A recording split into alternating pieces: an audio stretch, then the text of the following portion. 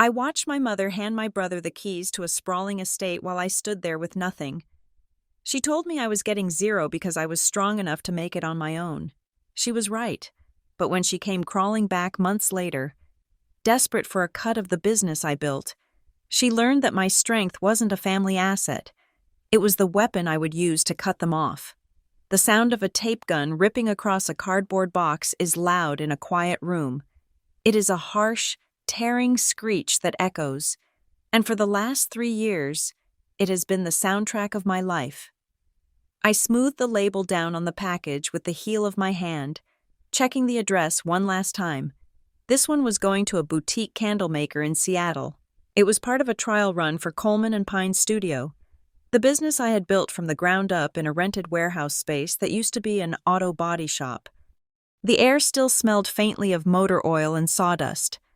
No matter how many vanilla-scented diffusers I set up in the corner, it was 7 o'clock on a Tuesday evening. My back ached in that specific, dull way that settles in between the shoulder blades after 10 hours of leaning over a packing table. I was the CEO, the marketing director, the head designer, and tonight, the shipping clerk. My phone buzzed on the metal table, vibrating against a pair of scissors. I knew who it was before I looked. There are certain ringtones that trigger a physical response. My mother's ringtone makes my stomach tighten, a reflex honed over 33 years of walking on eggshells. I picked it up. "Hey, Mom," I said, cradling the phone between my ear and shoulder so I could keep taping. "Madeline," Darlene said. Her voice was breathless, high-pitched. It was her performance voice. "You need to come over. Tonight, 7:30. I looked at the stack of 20 unfinished orders. "I can't tonight. I'm behind on the West Coast shipments. Can we do lunch tomorrow?" "No," she said, and the breathlessness vanished, replaced by steel. "This isn't a lunch conversation. Everyone is coming. Your Aunt Janice, the cousins. It is a family announcement. Important." I paused. A family announcement usually meant one of two things in the Coleman family. Someone was sick, or someone was asking for money. Given that Darlene sounded excited, it was probably the latter, but disguised as an opportunity. "Is everything okay?" I asked. "Everything is perfect," she said. "Just be here. Please, Maddie, don't be the only one who doesn't show up. It would look bad. It would look bad." That was the family motto, etched in invisible ink above the front door of the house I grew up in. It didn't matter if the house was burning down inside, as long as the lawn was manicured. "Fine," I said, ripping one last strip of tape. "I'll be there in 20 minutes. I hung up and looked around my studio. It wasn't much yet. The shelves were industrial metal. The lighting was harsh fluorescence I hadn't been able to afford to replace, and my desk was a door laid across 2 filing cabinets. But it was mine. Every roll of sustainable paper, every ink swatch, every client contract, I had fought for it. No one had handed me a startup check. No one had made a call to a friend to get me a discount. I turned off the lights, locking the heavy steel door behind me, and got into my 6-year-old sedan. The drive to my mother's house in Briar Glen took 15 minutes, but it felt like traveling between 2 different planets. I left the industrial district, passed through the starter neighborhoods where the lawns were small and the tricycles were plastic, and climbed the hill toward the older money. My mother's house was a colonial revival that she kept pristine. The shutters were painted a glossy black, the brick was scrubbed, and the hedges were trimmed with military precision. As I pulled into the driveway, I saw that she wasn't lying about the crowd. My Aunt Janice's oversized SUV was there, along with 3 other cars I recognized, but there was one car I didn't recognize. A silver luxury sedan with a magnetic decal on the side. Pinnacle Realty Group. My stomach did that tightening thing again. Was she selling the house? Was she moving? I parked on the street to avoid getting blocked in, an old habit, and walked up the path.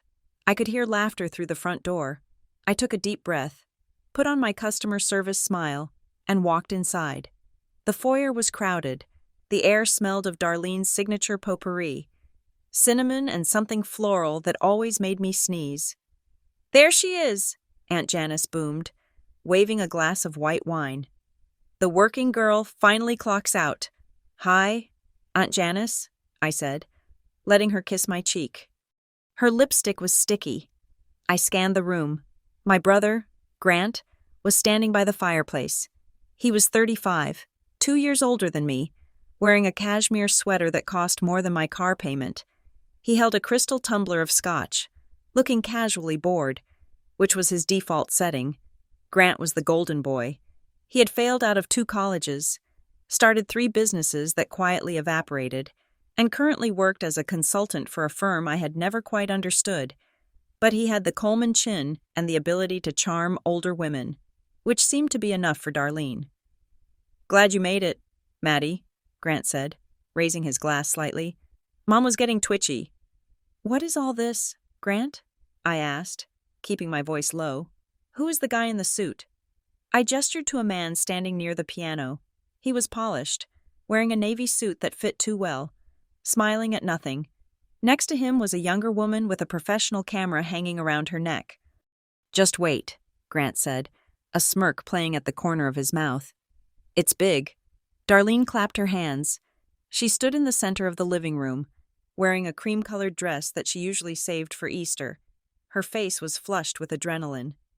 Everyone, she called out. The chatter died down. "Thank you all for coming on such short notice. I know everyone is busy, especially Madeline," she added, shooting a quick, sharp glance in my direction that felt like a pinprick. "But," she continued, her voice trembling with emotion, "I wanted the family together for this. You all know how hard the last few years have been since your father passed. We have had to be careful. We have had to be smart." I stiffened. We? I had been careful. I had been smart. Grant had bought a boat last summer that he sold 3 months later at a loss. "I have been doing a lot of thinking about legacy," Darlene said, "about what it means to be a Coleman in Briar Glen. We have roots here. Deep roots, and I want to make sure those roots are protected for the future." She turned to the man in the suit. He stepped forward, picked up a small velvet box from the piano bench, and handed it to her. Darlene opened the box. Inside, resting on white satin, was a set of keys. They weren't normal house keys. They were heavy, brass, with a leather fob that had a gold crest stamped into it. "I have decided to reinvest the family trust," Darlene announced, beaming, "to secure a tangible asset that will appreciate for generations.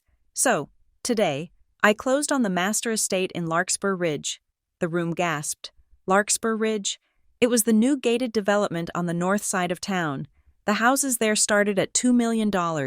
They were mansions, pseudo-Tuscan villas and modern farmhouses with 4-car garages and wine cellars. "And," Darlene said, turning to Grant, "I am handing the deed and the keys over to the head of our future generation. Grant, this is for you." Flashbulbs popped. The photographer was capturing the moment. I stood frozen. I felt the blood drain out of my face, leaving me cold and lightheaded. Grant set his scotch down on the mantel and walked over to her. He didn't look surprised. He looked like an actor hitting his mark. He took the keys, hugged Darlene, and whispered something in her ear that made her tear up. "For the family name," Grant said, turning to the room, holding up the keys. Applause broke out. Aunt Janice was cheering. My cousins were clapping. I stood there, my hands clenched at my sides. Larkspur Ridge, a mansion. I lived in a 1-bedroom apartment above a bakery. I drove a car that rattled when I went over 50. When I had asked Darlene for a small loan 2 years ago to buy a high-capacity printer for the business, a loan I had a business plan to repay with interest, she had told me the liquidity just wasn't there. She had told me she needed to be conservative. "Wait," I said.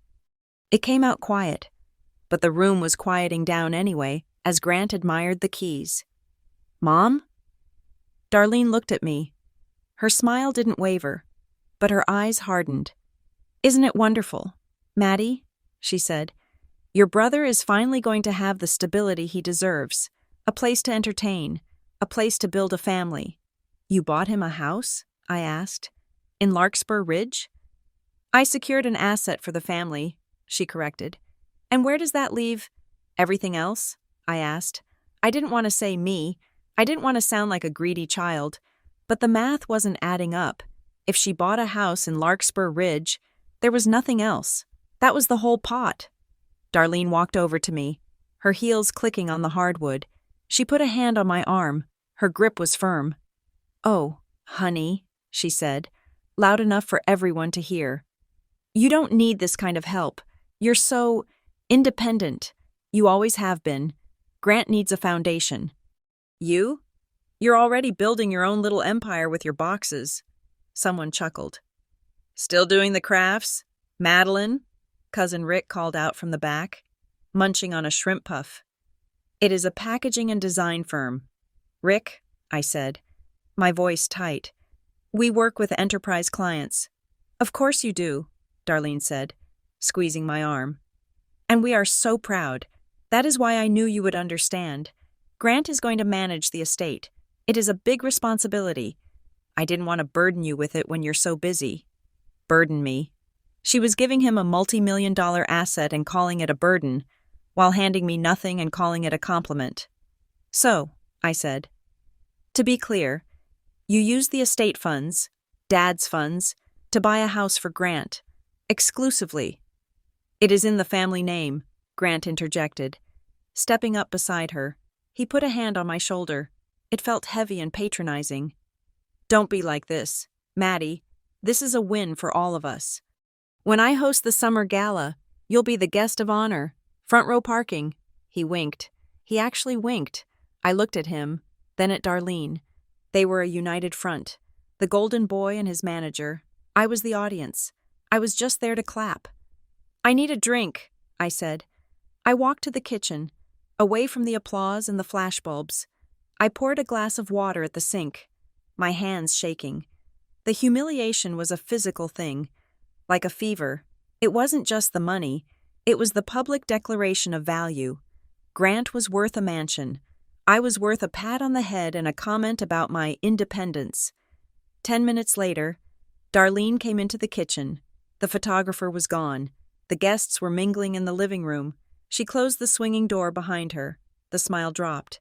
"You are pouting," she said. "I am not pouting," I said, turning to face her. "I am in shock. You spent everything on him. Dad wanted that money split. He said it 1,000 times." "Dad isn't here," Darlene snapped. "And he didn't understand the market. Real estate is the only safe place. And Grant needs the image, Madeline, in his line of work. Perception is reality. If he looks successful, he becomes successful." "And what about my reality?" I asked. "I am actually successful. I am actually working. I could have used 5% of what you spent on that house to scale my business to the national level. But you told me the vault was empty," Darlene sighed, walking over to the fridge to rearrange magnets that were already straight. "You were never supposed to need it. Madeline." I stared at her back. "What does that mean?" She turned around. Her expression was unreadable. "It means what it says. You are the strong one. You are the survivor. If I gave you a mansion, you would probably sell it and put the money into some mutual fund. You are boring. Madeline, practical. Grant has vision. He has spirit. But he needs help launching." "You were born launched." "That is not a compliment," I said. "You are punishing me for being competent. I am trusting you to handle yourself." She raised her voice slightly. "Why can't you just be happy for him? Why does everything have to be a ledger with you?"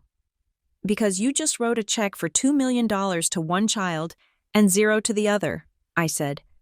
"That is not a ledger. That is a statement." "It is done," she said, waving her hand as if swatting away a fly. "The papers are signed. The house is his.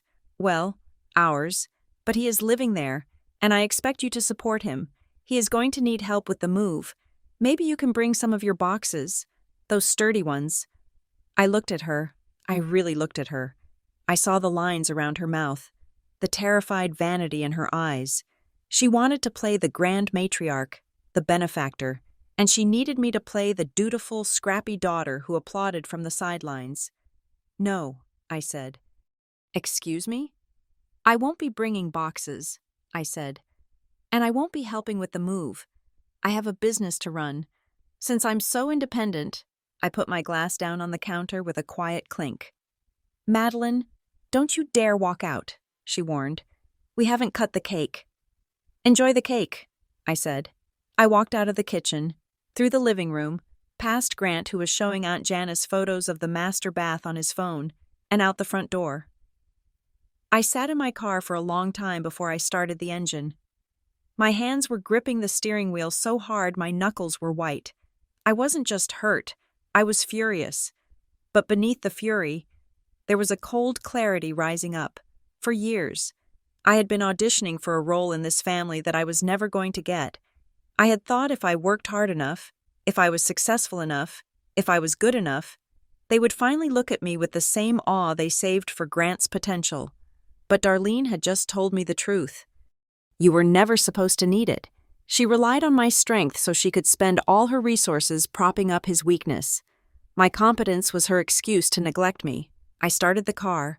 I didn't cry. I didn't scream. I just drove. On the drive back to my apartment, passing the dark shapes of the industrial park, I made a decision. I was done auditioning. If I was the independent one, then I would be independent. Fully. I went to work the next day. I worked 12 hours. I didn't call Darlene. I didn't text Grant. 3 days passed, then 5. On the 7th day, a courier arrived at my studio. I was in the middle of a meeting with my production manager, Tessa. Tessa looked at the thick envelope the courier handed me. That looks ominous, she said. It's from my mother, I said, recognizing the return address label. Darlene had personalized labels for everything. I opened it. I expected a non-apology card, maybe a gift card to a spa as a sorry you were upset gesture. It wasn't a card. It was a legal document. Family asset restructuring and waiver of claim. I scanned the pages. The legalese was dense, but the meaning was clear. Darlene was asking me to sign a document acknowledging that the gift of the Larkspur Ridge property to Grant Coleman constituted a final distribution of estate assets, and that I, Madeline Coleman, waived any future claim to the property or any equity derived from it. In the interest of family clarity, it wasn't just a snub, it was a preemptive strike. She wanted to make sure that if Grant sold the house, or if Darlene died, I couldn't sue for my share of the value. She wanted to legally lock me out of the inheritance she had just spent. Bad news? Tessa asked, watching my face. Start the inventory check, I said, my voice calm. I have to make a phone call. I didn't call Darlene. I called Elise Marrow. Elise was a lawyer in town who had helped me with my LLC formation. She was sharp, cynical, and drove a beat-up Volvo because she said she preferred spending her money on travel. Her office was a small brick building downtown, sandwiched between a bakery and a dry cleaner. I sat in her office an hour later, the document on her desk. Elise read it in silence, tapping a pen against her chin. This is aggressive, Elise said finally. She looked up at me over her reading glasses. Your mother drafted this? I assume her lawyers did, I said. It is weird. Madeline, Elise said. See this clause here? Section 4, paragraph B. It references indemnification against existing liabilities attached to the primary asset. Usually, a gift deed is simple. Here, take the house, enjoy the taxes, this waiver. It reads like they are trying to wall something off, like they are trying to make sure that you are not just cut out of the profit, but also cut out of the mess. What mess? I asked. It is a brand new house. Maybe, Elise said. Elise. Or maybe the financing is creative. Or maybe there are liens. Families don't usually ask for a waiver like this unless they are worried about exposure. If you sign this, you get nothing, ever. But you are also agreeing that you have no knowledge or involvement in the acquisition. It is a distancing language. So she is protecting me? I asked, confused. Or she is setting you up to be the only one without a chair when the music stops, Elise said. Do not sign this. I wasn't planning to, I said. Good. And Madeline? Elise leaned forward. If they are pushing this hard for a signature a week after the gift, there is a clock ticking somewhere. Watch your back. I left Elise's office and sat in my car. I took out my phone. I had 3 missed calls from Darlene and 2 texts from Grant. Grant. Just sign the paper.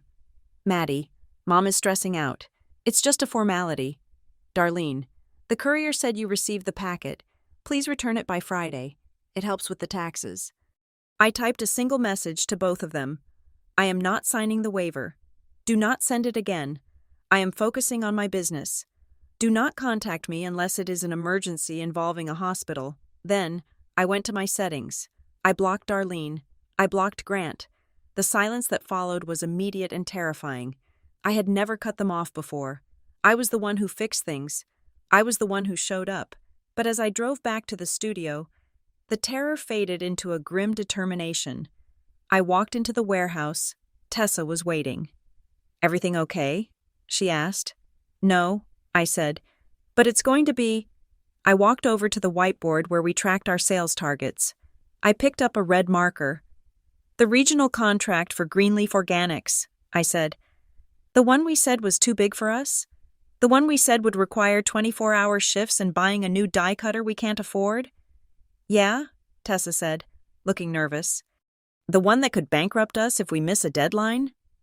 Call them, I said. Tell them we want it. Tell them we can start production next week. Madeline, Tessa said. That is risky. If we screw that up, we lose the shop. I know, I said. I looked at the whiteboard. I thought about the keys on the velvet pillow.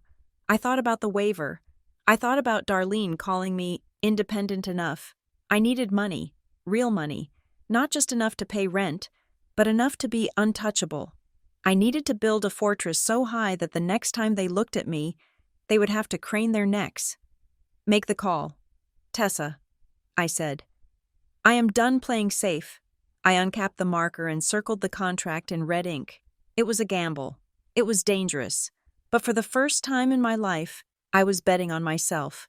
Not them. And I was going to win. The silence I had imposed on my family lasted exactly 11 days before the universe decided to test my resolve. But the test didn't come from my mother or my brother. It came from a bankruptcy court in Ohio. It was a Tuesday morning, raining the kind of gray, relentless drizzle that makes the Pacific Northwest feel like it is weeping. I was at the studio, high on the adrenaline of the Greenleaf Organics contract. We had the purchase order. We had the schedule. We had the revenue projections that meant I could finally hire a second shift and maybe, just maybe, pay myself a salary that wasn't below the poverty line. Then the email landed. It was from Miller Pulp and Paper, our primary supplier for the high-grade, recycled corrugated board that was the backbone of our packaging. The subject line was simply, Notice of Ceased Operations. I stared at the screen. The text was a tombstone. Immediate liquidation, assets frozen, all pending orders canceled. Tessa, I said. My voice sounded hollow, like I was speaking from inside a drum. Tessa looked up from her laptop, smiling. What? Did the deposit hit? Miller just folded, I said. They are gone. Chapter 7. Tessa dropped her pen. We have 3,000 units due for Greenleaf in 10 days. We don't have the stock. I know. If we miss this deadline, Tessa said, her voice rising. Greenleaf pulls the contract. It is in the performance clause. We lose the deposit. We lose the reputation. Madeline. We lose everything. I stood up. The panic was a cold spike in my chest, sharp and paralyzing. This was the cliff edge. This was the moment where a hobby fails and a business dies. Get on the phone, I said, grabbing my keys. Call every supplier on the West Coast. Beg, bribe. I don't care. I am going to drive. Where are you going? I am going to find cardboard, I said. For the next 48 hours, I did not sleep. I lived on vending machine coffee and sheer terror. I drove 300 miles in a loop, visiting warehouses that turned me away, wholesalers who laughed at my timeline, and mills that were booked out for 6 months. By Thursday night, I was parked in the lot of a dying industrial park in Norhaven, a city 2 hours north that had seen its best days in the 1980s. The rain had turned into a downpour. I had my head on the steering wheel. Watching the rhythmic swipe of the wipers, I had failed. I was going to have to call Greenleaf in the morning and tell them I was a fraud. Darlene was right. I was independent. But I wasn't enough. I looked up and saw a flickering neon sign across the lot. Vance Fabrication. The gate was open. It was 10 o'clock at night. Why was the gate open? I put the car in gear and drove over. Inside the corrugated metal shed, I found an old man in oil-stained coveralls working on a machine that looked like a relic from the Cold War. He was wrestling with a hydraulic press. I got out of the car. The rain soaked me instantly. "We're closed, lady," he shouted over the noise of the machine. "I need 5,000 sheets of double-wall recycled board," I shouted back. "And I need them by Monday." He stopped. He wiped his hands on a rag and looked at me. He looked at my wet hair, my desperate eyes, the dark circles that must have looked like bruises. "You in trouble?" he asked. "I am about to lose my life's work," I said. "Can you make them?" He spat on the concrete. "I can make anything, but my supplier for the pulp cut me off. I got a warehouse full of hemp fiber and bamboo composite I can't move because it is too tough for the standard die cutters. Nobody wants it." "Is it sustainable?" I asked. "It is damn near bulletproof," he said. "And it is biodegradable, but it takes longer to press."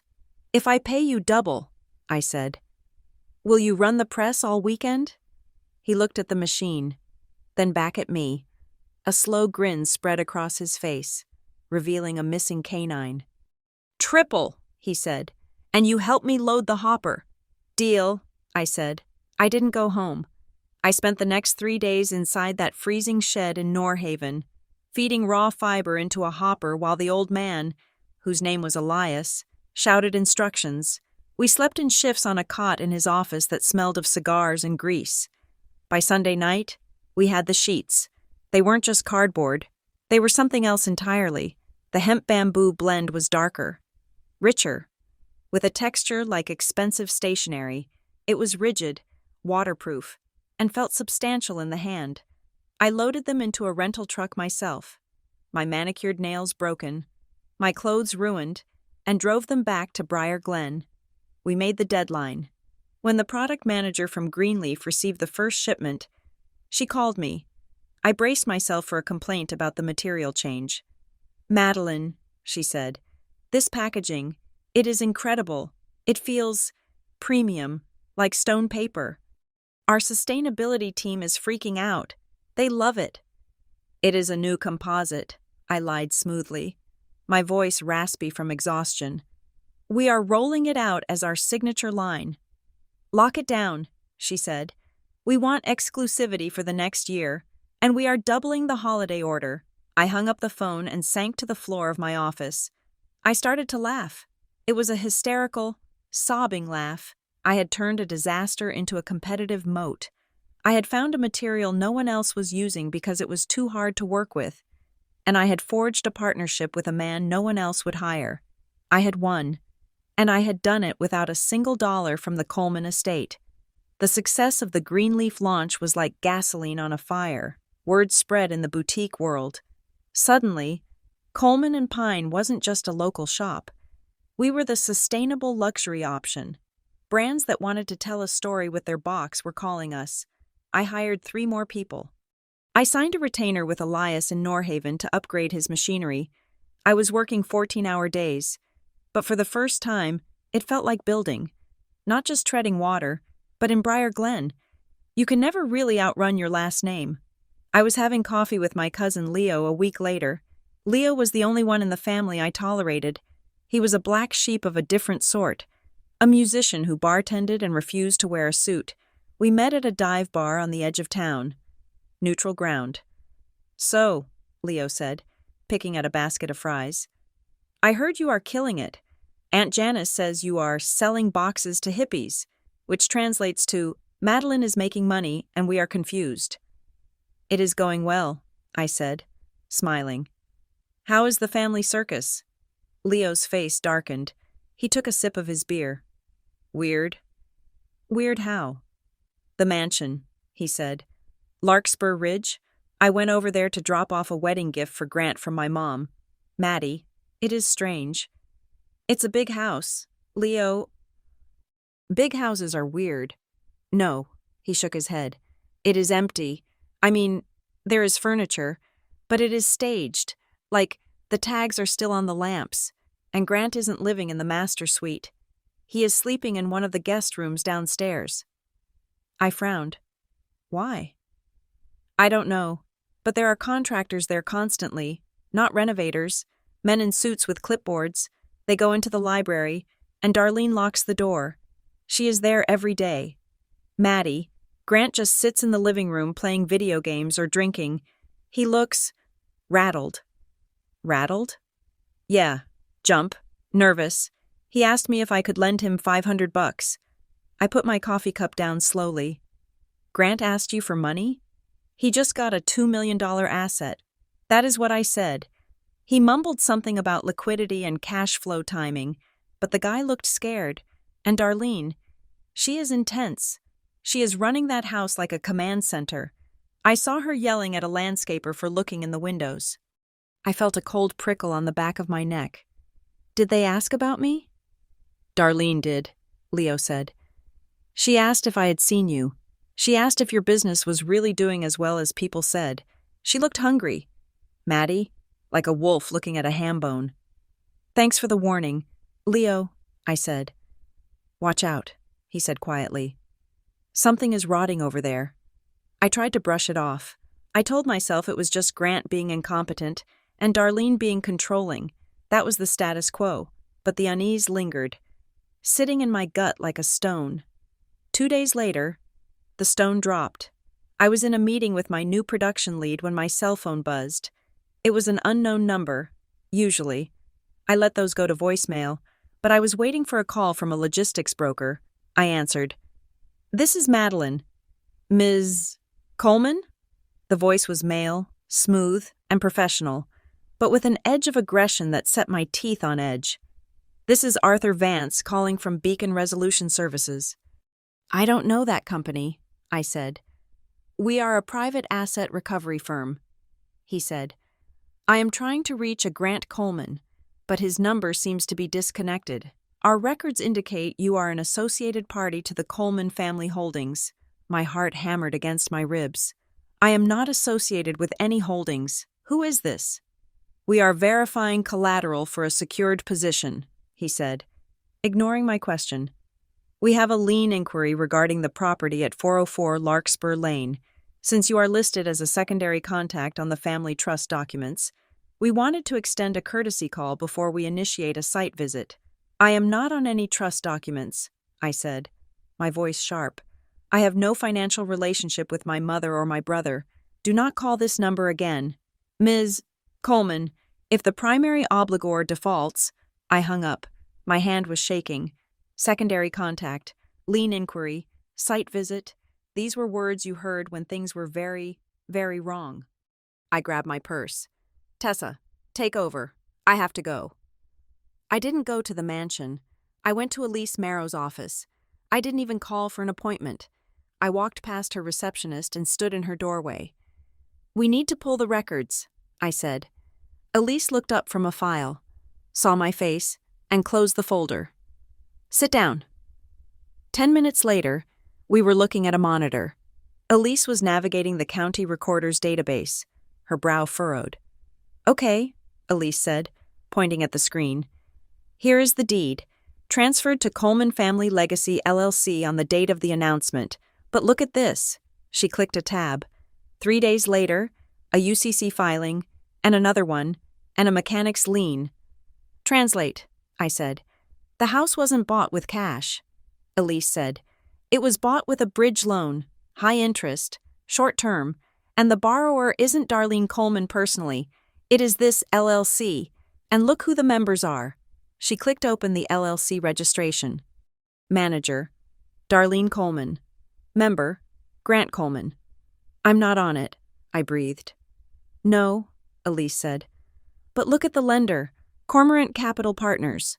Who are they? They are sharks, Elise said grimly. They lend to people who can't get bank loans. They take heavy collateral. They take everything if you miss a payment. And Madeline, look at the cross-collateralization clause. She highlighted a block of text. All current and future assets of the named members are subject to seizure upon default. Grant signed this? I asked. He must have, or Darlene signed for him.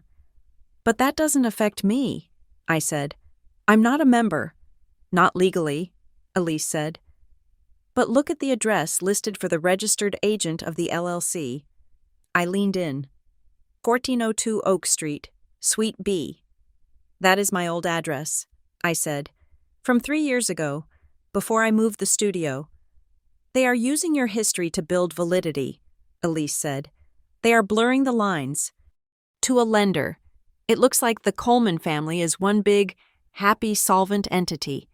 If they default, the collectors are going to come looking for anything with the name Coleman on it. They will come for you. Madeline, not legally, maybe, but they will harass you. They will try to pierce the corporate veil if they think you are hiding assets for them. They are drowning, I whispered. She bought a mansion she couldn't afford, using a loan shark to give Grant a fake life, and now the bill is coming due. And they need a lifeboat, Elise said. You just had a press release about your national contract. You are the lifeboat. I left Elise's office feeling like I was walking through a minefield. The rain had stopped, but the air felt heavy, charged with electricity. I went back to the studio. Tessa was in the packing bay, supervising the evening shift. The sound of tape guns, normally my favorite sound, felt like a countdown clock. You look like you saw a ghost, Tessa said, walking over to me. Worse, I said. My family. I told her everything. The LLCs, the loans, the phone call. Tessa listened, her face pale. Madeline, you have to insulate yourself. We need to lock down the business accounts. We need to make sure your name isn't on anything shared. I am trying, I said. But they are my family. If they go down, they go down, Tessa said firmly. She grabbed my shoulders. Madeline, look at me. You built this. You bled for this. You slept on a cot in Norhaven for this. Do not let them drag you into their hole. Focus on the work. Success is the best revenge, right? Is it? I asked. Or is it just a bigger target? Focus, Tessa commanded. We have a shipment at 6 a.m. I tried to focus. I threw myself into the logistics. I answered emails. I checked quality control. But every time the door opened, I flinched. The ambush came 2 days later. It was a Wednesday afternoon. The studio was humming. I was at my desk, reviewing the layout for a new holiday box. When the front door chimed, I looked up through the glass wall of my office. Darlene was standing in the reception area. She looked impeccable. A camel hair coat, a silk scarf, hair perfectly coiffed. She was holding a white bakery box tied with a ribbon. She smiled at the receptionist, who looked confused. I didn't move for a long moment. Then, I stood up, smoothed my blazer, and walked out. Mother, I said. I didn't invite her in. I stood in the middle of the open-plan workspace, surrounded by my employees. Madeline, Darlene exclaimed, her voice ringing out. Oh, look at this place. It is so industrial, so chic. She walked toward me, arms open. I didn't hug her. I stood my ground. She stopped, awkwardly patting my arm instead. I brought danishes, she said, lifting the box. From that place you used to love, the almond ones. I haven't eaten gluten in 4 years, Mom, I said. Oh, right. Well, the staff will enjoy them, she said, setting the box on a nearby filing cabinet.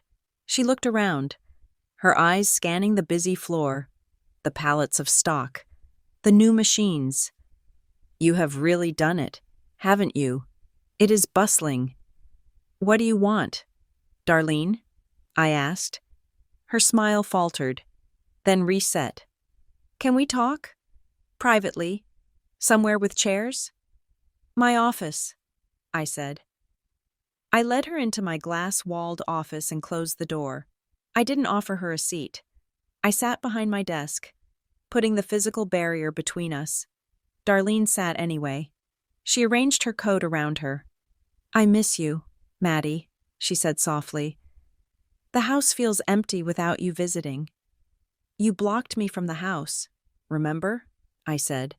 "Or rather, you tried to legally separate me from it." "That was a misunderstanding," she said quickly. "Just paperwork. Lawyers are so dramatic. I fired that team." "Did you?" I asked. "Or did the lenders fire them?" She froze. Just for a second. A tiny flicker of fear behind the eyes. Then it was gone. "I don't know what you mean," she said, "but that is why I am here. I want to clear the air.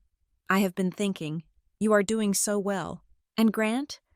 Grant is finding his footing, but he needs guidance, and I have capital that is just sitting there." She leaned forward. "I want to invest in Coleman and Pine," she said. "I want to be a silent partner. I can inject some cash, help you expand even faster, and maybe Grant could come on board? Just part-time. In sales? He is so good with people." I stared at her. The audacity was breathtaking. She was drowning in debt.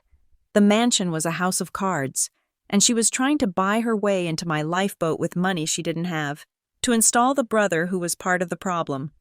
"No," I said. "Don't be hasty," she said. "We are talking about legacy, a family business. Coleman and family. It sounds better, doesn't it?" "My name is on the door," I said. "Coleman and Pine. Pine is for the trees. Mom, not for the family. I built this. I own it. And I am not taking investors. Madeline," her voice dropped. The warmth evaporated. "Don't be selfish. You have so much here, more than you need. Your brother is struggling. The family is in a transition period.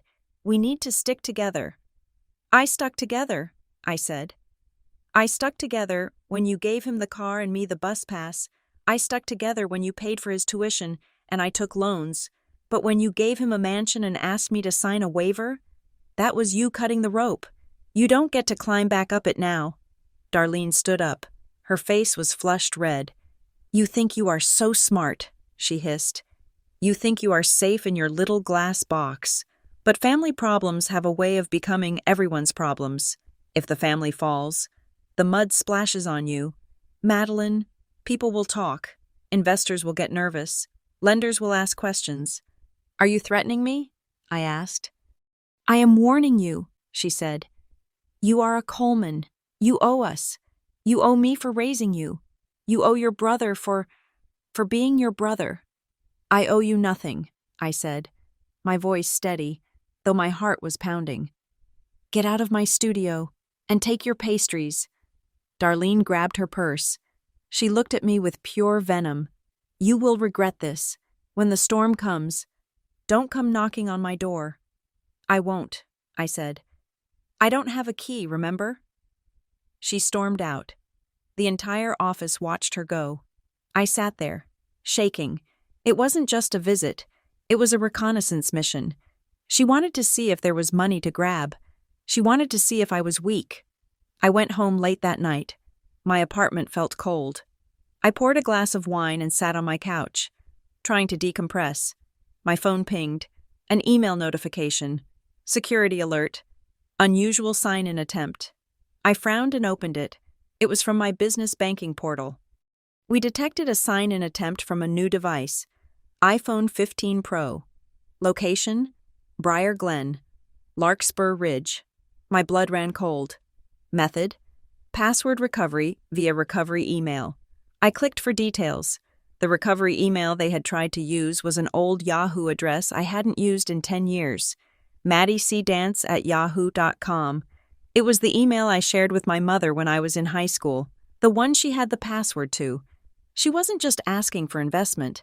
She was trying to log in. She was trying to access my operating capital.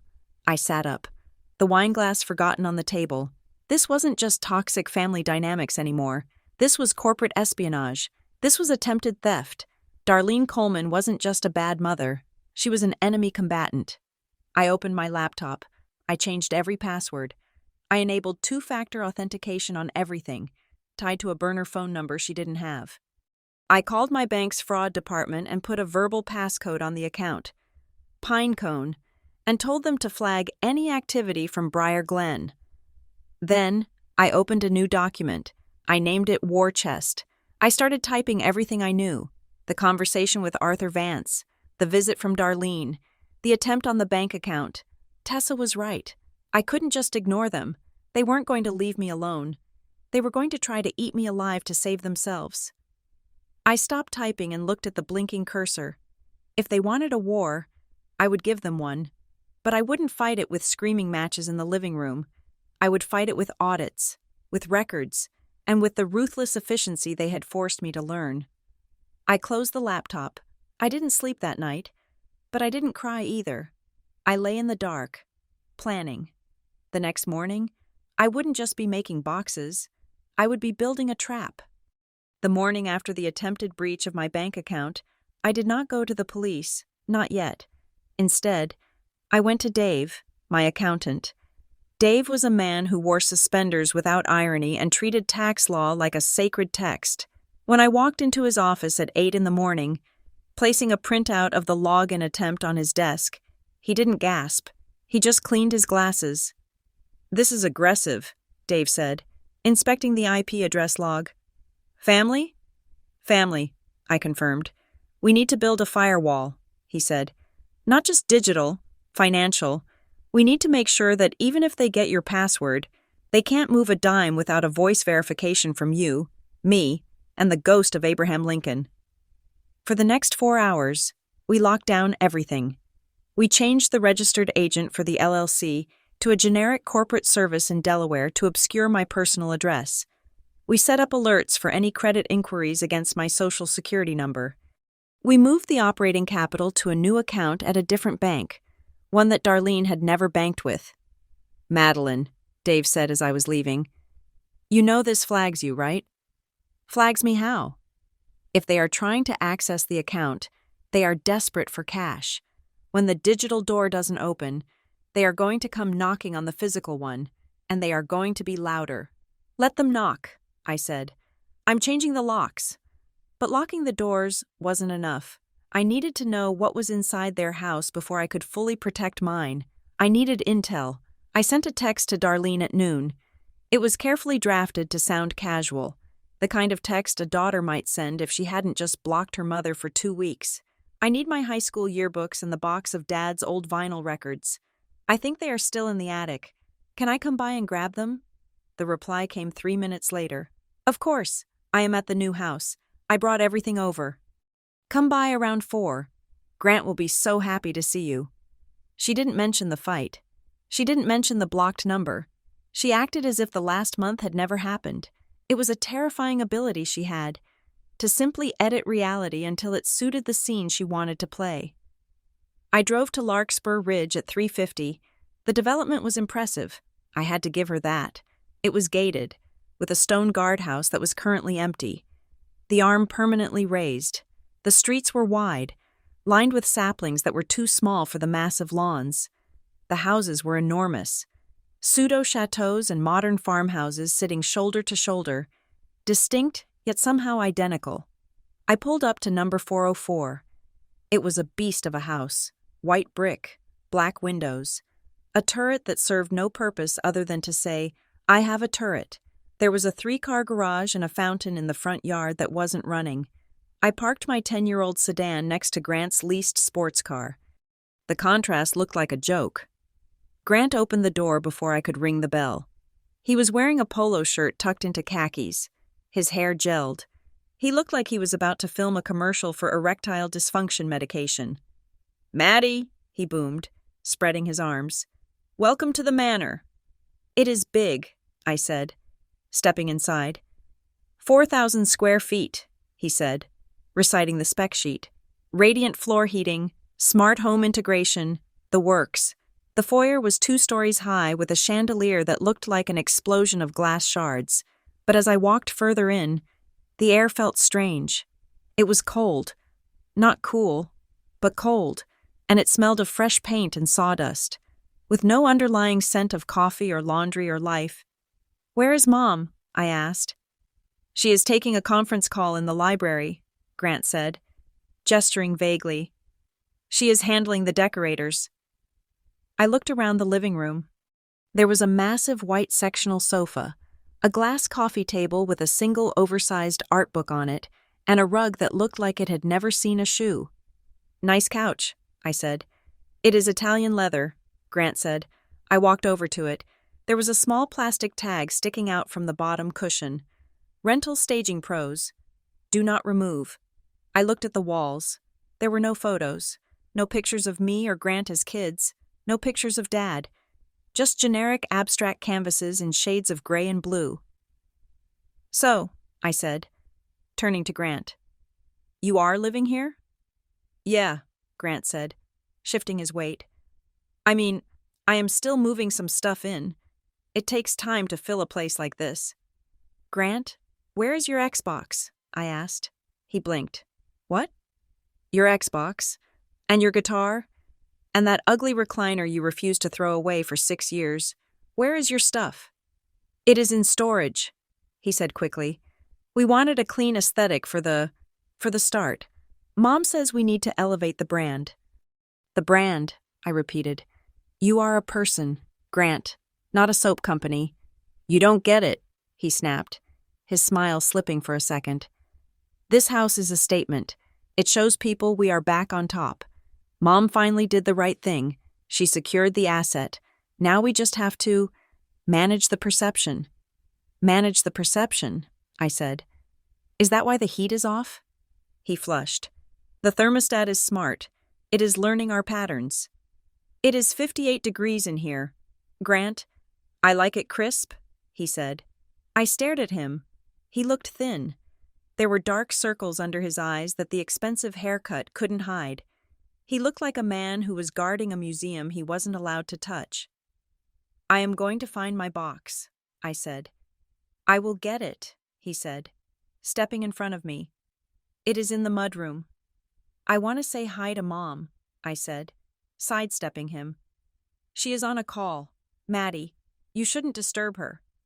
I will be quiet. I walked down the hallway. The house echoed. My boots on the hardwood sounded like gunshots. I passed the dining room, table set for 12, plates dusty. I passed the kitchen, marble counters, empty fruit bowl, a refrigerator that hummed loudly in the silence. I opened the fridge door. Inside were 6 bottles of water, a bottle of champagne, and a container of takeout sushi. That was it. No milk, no eggs, no condiments. We eat out a lot, Grant said from behind me. He had followed me. Right, I said.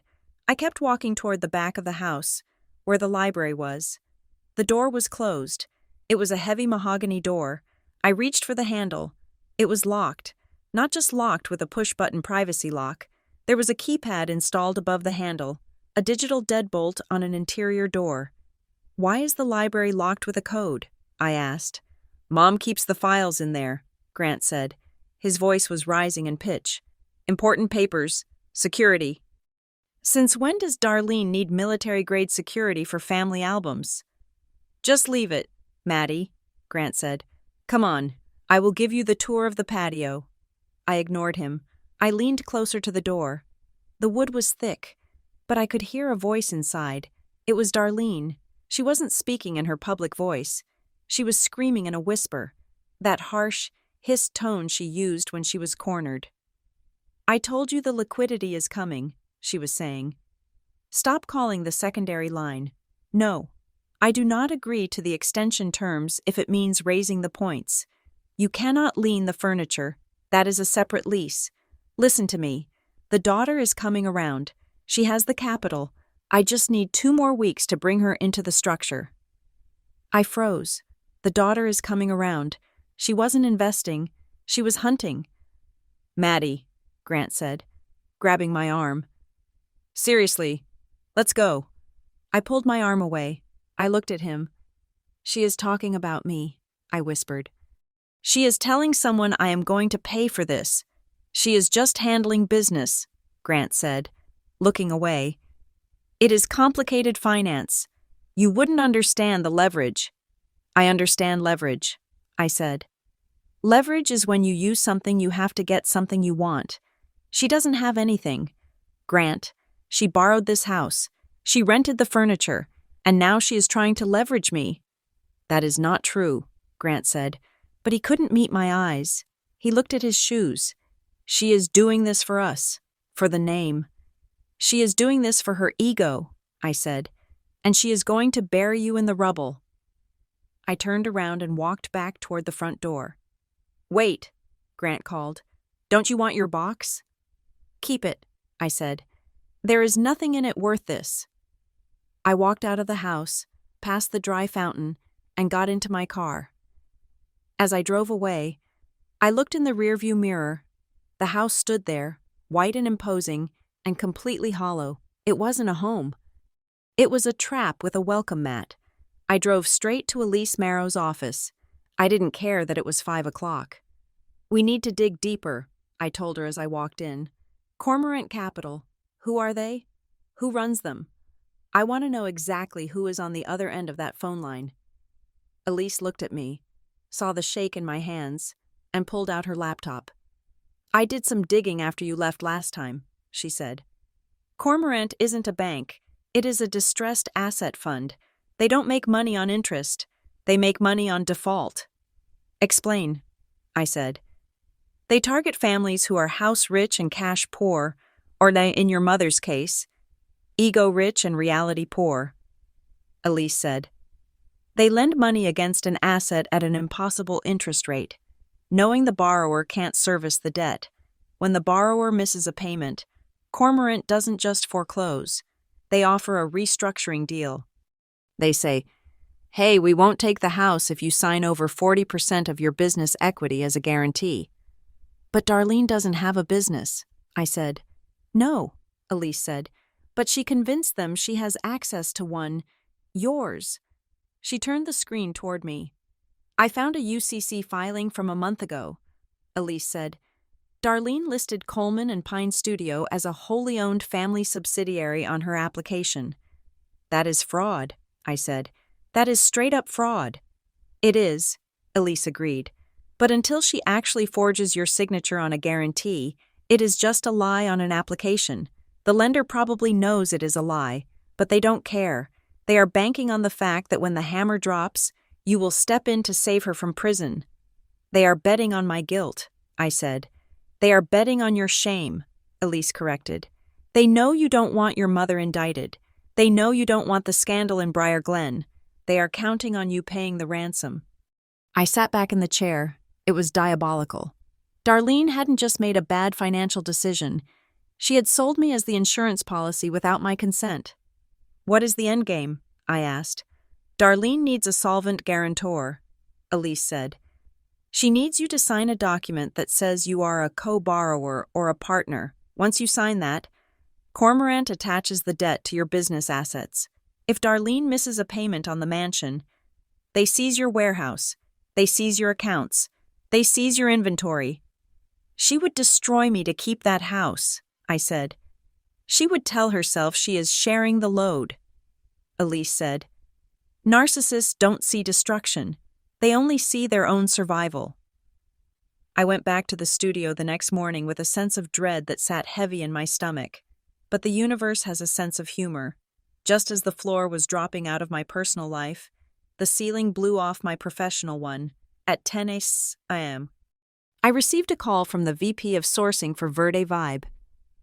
Verde Vibe was the holy grail. They were a national retail chain specializing in sustainable home goods. They had 400 stores. Madeline, the VP said, we got the samples of the composite board. We are obsessed. We want to replace our entire holiday gift line packaging with your material. I stopped breathing for a second. The entire line? 200,000 units, she said. Initial order, with a 2-year exclusive contract. I did the math in my head. This was a 7-figure contract. It was life-changing. It was the kind of money that meant I could buy a building. I could offer full benefits to my staff. I could breathe. But, the VP continued, we have a strict vendor compliance process. Because we are a public benefit corporation, we audit our primary suppliers. We need to see 3 years of clean financials, proof of ownership, and a legal affidavit that there are no pending litigations or liens against the principals. My heart stopped. Liens against the principals, I repeated. Standard procedure, she said. We can't have our supply chain disrupted by third-party creditors. As long as you are clean, we are good to go. Can you have the diligence packet to us by Friday? Absolutely, I said. We are clean as a whistle. I hung up the phone and put my head between my knees to keep from passing out. I was clean. Legally, I was clean. But Darlene had listed my business on a fraudulent loan application with a predatory lender who was currently threatening to foreclose.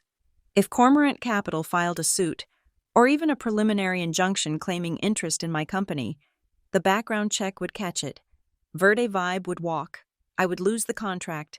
I had to stop Darlene. I didn't just need to block her. I need to neutralize the threat she posed to my future. 2 hours later, my phone rang. It was Darlene. I stared at the screen. I had unblocked her number after the visit to the house, needing to keep the line open for intel. I answered. What do you want? Madeline?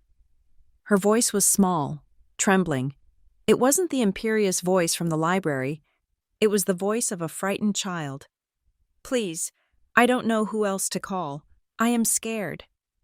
Scared of what? I asked, keeping my voice flat. They are calling me, she whispered.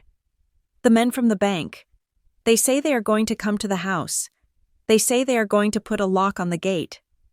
You mean the lenders? I asked. Cormorant? How did you know? She gasped. Then she started to cry. I messed up, Maddie. I just wanted it to be nice. I wanted us to have something, but it got out of hand. I need to see you. Please, just for 10 minutes. I am not coming to the house, I said. No, not the house, she said. I can't be in the house right now. The phone keeps ringing. Meet me at the roast? On Main Street? Please, I will tell you everything. I looked at the notes on my desk. The Verde Vibe compliance packet. If I didn't fix this, she would torpedo the deal. 20 minutes, I said. If you are late, I leave. The roast was a trendy coffee shop downtown with exposed brick walls and overpriced lattes. It was public. It was safe. When I walked in, Darlene was sitting at a corner table. She looked diminished. She wasn't wearing her usual armor of tailored wool and silk. She was wearing a tracksuit and sunglasses, her hair pulled back in a messy clip. She looked older. I sat down opposite her. I didn't buy a coffee. Talk, I said. Darlene took off her sunglasses. Her eyes were red-rimmed. I didn't mean for it to get like this, she said, twisting a napkin in her hands. I thought I could handle the bridge loan. I thought Grant would step up. Grant has never stepped up in his life, I said. Why did you think a mansion would change that? I had to try, she hissed, tears spilling over. Your father, he left us with nothing. Madeline, you don't know. He left a life insurance policy and a paid-off house, I said. That is not nothing. It wasn't enough, she said. Not for the lifestyle we were used to. After he died, I made a mistake. I took out a loan, a secret one. I thought I could flip a property in Florida. My friend said it was a sure thing. I stared at her. You gambled Dad's life insurance? I invested it, she corrected. But the developer ran off. The money vanished, and I was left with the debt. I have been rolling it over for years. Madeline, taking one loan to pay another, the mansion. It was a Hail Mary. If I could get Grant set up, make him look successful, maybe he could marry well, or attract investors for his consulting. I thought if we looked rich, we would become rich. That is the stupidest thing I have ever heard, I said. And now? Now the balloon payment is due, she said. On everything. The Florida debt, the mansion. Cormorant bought all my paper. They own me. Madeline. They are going to take the house. They are going to take my car. They are going to humiliate us. She reached across the table and grabbed my hand. Her grip was clammy. You have to help me, she begged. I don't need money. I just need credit. Cormorant said if I bring on a partner with a viable revenue stream, they will refinance. They will drop the rate. They will give us 5 years. You want me to sign? I said. Just as a partner, she said, her eyes wide and desperate. You don't have to pay anything. Just let me put Coleman and Pine on the restructuring agreement. It shows them we are a united front. It saves the house. It saves Grant. It saves the family name. I pulled my hand away. I looked at this woman who had raised me. I saw the terror in her eyes, but I also saw the calculation. She wasn't asking for forgiveness. She was asking for my blood to put in her gas tank. No, I said. Darlene froze. What? No, I repeated. I will not sign. I will not put my business on your debt. But you don't understand, she said, her voice trembling. If you don't, I lose everything. You already lost everything. Mom, I said. You lost it when you gambled Dad's money. You lost it when you lied to me. I have a contract on my desk, a contract that will change my life. If I sign your paper, I lose that contract. I lose my business. I lose my future. So you choose money over your mother? She asked. The sorrow was evaporating, replaced by a cold, hard edge. I choose survival, I said. I worked for this. I slept on floors for this. I am not going to let you burn it down because you wanted to play pretend in a mansion. You ungrateful little bitch, she spat. The volume in the cafe seemed to drop. People turned to look. Darlene didn't care. The mask was fully off now. The tears were gone, replaced by the rage of a narcissist denied. I gave you life, she shouted, standing up. I fed you. I clothed you. And this is how you repay me? By watching me drown? You are jealous. You have always been jealous of Grant. You can't stand that I tried to help him. I am not jealous, I said, standing up slowly. I am indifferent, and I am done. You will regret this, she screamed as I walked toward the door. You think you can just walk away? I am your mother. You belong to me. I walked out of the coffee shop, the sound of her screaming following me onto the street. My heart was pounding so hard I could feel it in my throat. I walked to my car, got in, and locked the doors. I had the truth now, the partial truth. At least, it wasn't just favoritism. It was a Ponzi scheme of debt that had been running for years. She had used Grant as the front man, but now she needed a new host body. Me. I looked at my phone. I had a voicemail from Elise. Madeline, call me. I found something else in the Cormorant filings. There is a clause about assumed agency.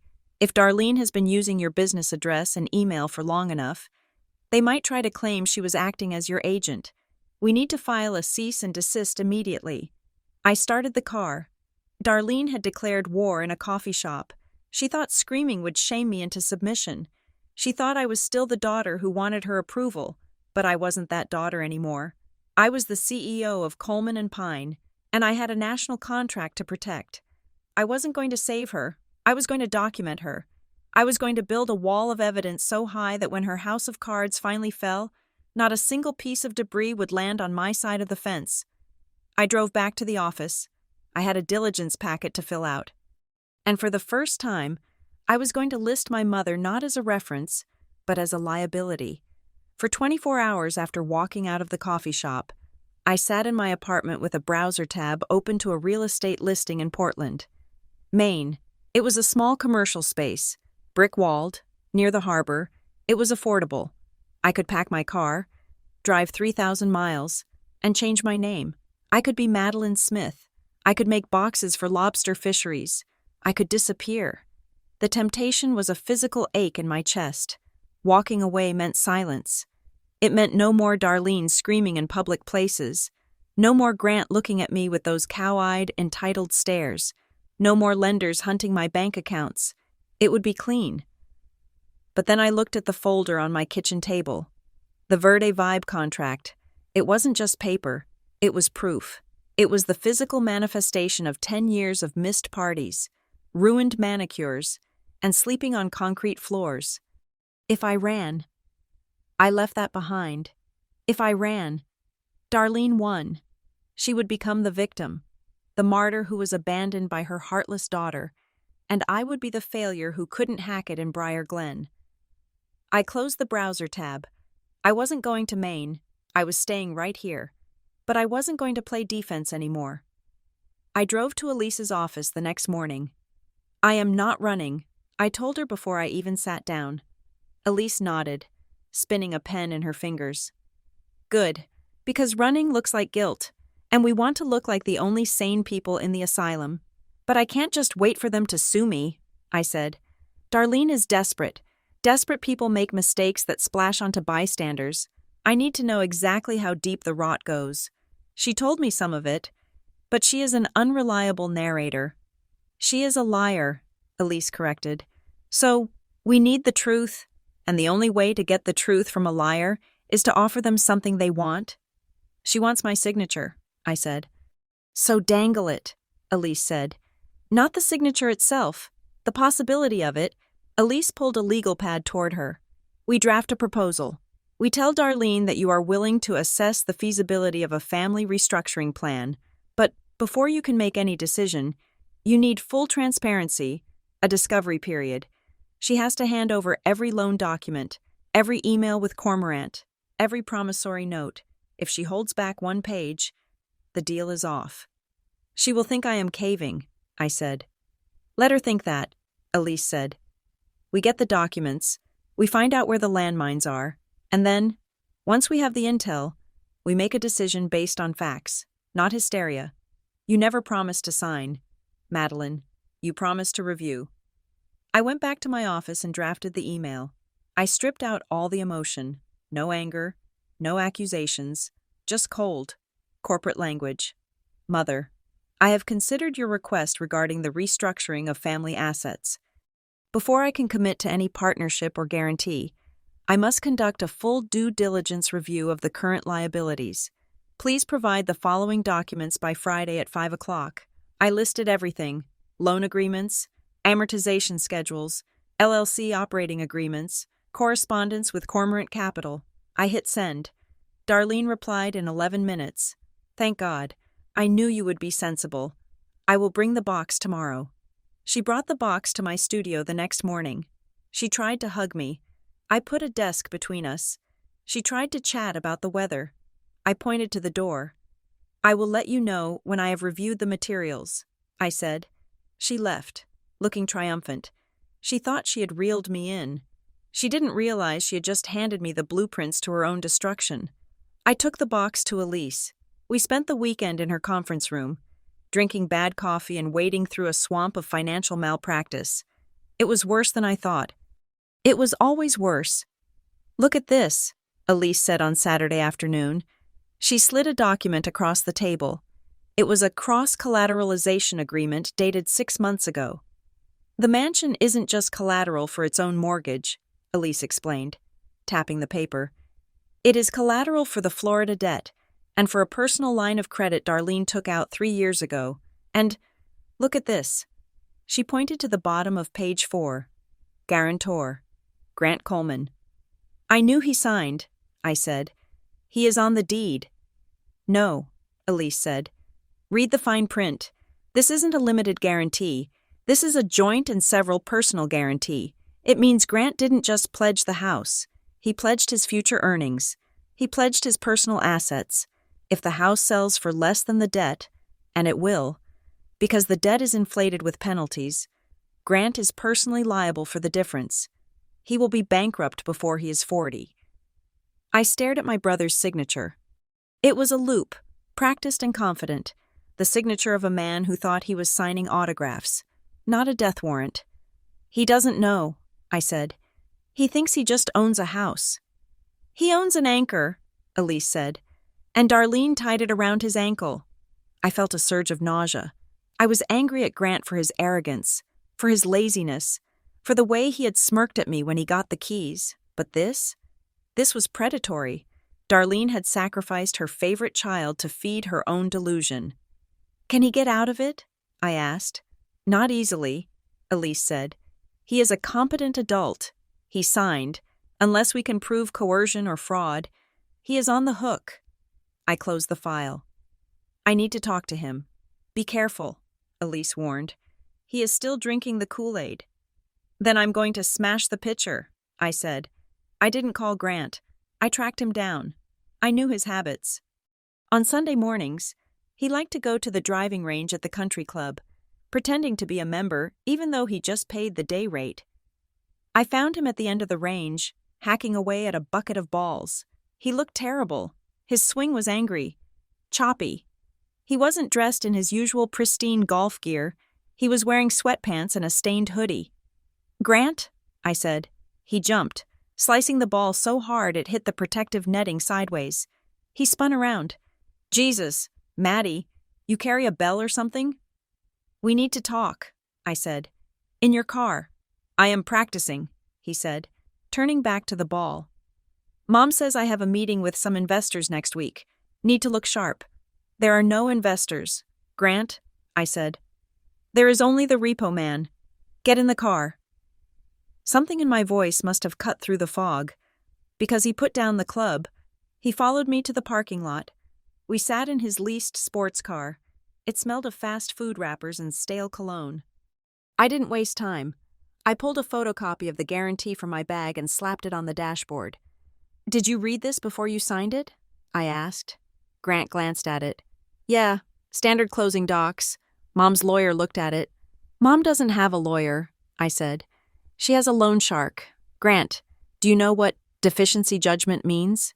He shrugged. It means if we sell, we pay back the loan. It means if the house sells for $2 million and the debt is $3 million, which it is, with the interest, you owe the bank $1 million. Personally, they can garnish your wages for the rest of your life. They can take this car. They can take any inheritance you ever get.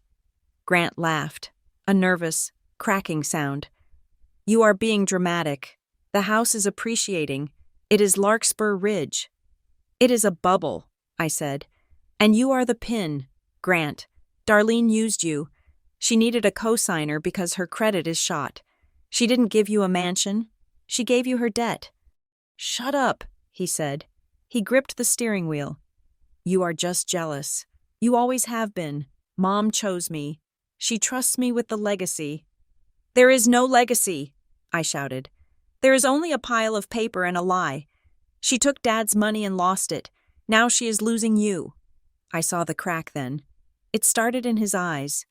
The bravado flickered and died, replaced by a terrified realization that he had been pushing down for months. She promised, he whispered. She said I was the man of the house now. She said I needed to look the part. She said if I signed, it proved I was ready. Ready for what? To be someone, he said. His voice broke. I just wanted to be someone. Maddie, I am 35 and I have nothing. She offered me a kingdom. How was I supposed to say no? By reading the contract, I said brutally. He put his head on the steering wheel and started to sob. It wasn't a dignified cry. It was the ugly, snotty crying of a child who realizes the carnival ride is broken and he is stuck at the top. I sat there and watched him. I should have felt triumphant. This was the golden boy, reduced to a puddle in a leased car. But I didn't feel triumph. I felt a sick, heavy sadness. He was a fool. Yes, but he was also a victim. He was a product of Darlene's manufacturing, just as I was. She had made me hard, and she had made him soft, and now she was consuming us both. I reached out and touched his shoulder. He flinched. Stop crying, I said. It doesn't help. He wiped his face with his sleeve. What do I do? I can't pay $1 million. I can't even pay my cell phone bill next month. You stop signing things, I said. That is step 1. Step 2. You let me handle it. He looked at me, hope flaring in his eyes. You are going to sign? You are going to bring the business in? No, I said sharply. I am not saving the house. Grant, the house is gone. You need to accept that the house is a corpse. We are just planning the funeral. But Mom, forget Mom, I said. I am talking about saving you. If you want my help, You do exactly what I say. You don't speak to Cormorant. You don't sign any extensions. And you tell me everything Darlene says to you. Can you do that? He nodded slowly. Yeah, I can do that. Good. I opened the door. Go hit your balls. Enjoy it. It is probably the last time you will be at this club. I drove away feeling lighter, but also sharper. I had neutralized Grant. He wasn't an enemy anymore. He was an asset, a damaged, unreliable asset, but one that was now reporting to me. The next day, the enemy made contact directly. I was at the studio, reviewing the compliance checklist for Verdi Vibe, when my receptionist buzzed me. Madeline, there is a Jonah Reese on line 1. He says he is from Cormorant Capital. My stomach tightened. I hit the record button on my desk phone, a feature I had installed the day after the bank hack. In our state, as long as one party consented, it was legal. I consented. This is Madeline, I said. Ms. Coleman? The voice was warm, baritone, oozing with false charm. Thank you for taking my call. I am a senior portfolio manager at Cormorant. We have been working with your mother, Darlene. I am aware, I said. Great, he said. Listen, Madeline, may I call you Madeline? We have been looking at the file, and frankly, we are impressed, not with the estate, per se, but with you. We did a little background on Coleman and Pine. Your growth trajectory is remarkable. Is there a purpose to this call, Mr. Reese? There is, he said. We want to help.